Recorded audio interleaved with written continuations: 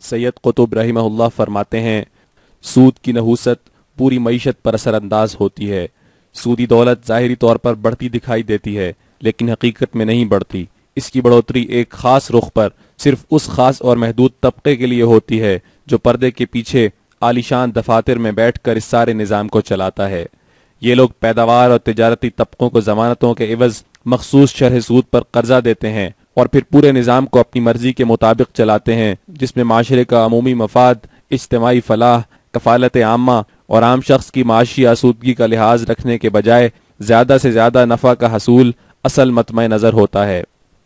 اس کے نتیجے میں چاہے کروڑوں لوگ ان کے مفادات کی چکی میں پستے رہیں، فساد عام ہو جائے اور انسانی زندگی خوف اور محرومیوں کا نمونہ بن کر رہ جائے، انہیں اس بات کی ذرا پرواہ نہیں ہوتی۔ سچ فرمایا اللہ تعالیٰ نے کہ جو لوگ سود کھاتے ہیں وہ قبروں سے اس طرح حواس باختہ اٹھیں گے جیسے کسی کو شیطان نے چھو کر دیوانہ بنا دیا ہو۔ آج پوری دنیا میں اس حقیقت کی عملی صورت کا ہم سب بآسانی مشاہدہ کر سکتے ہیں۔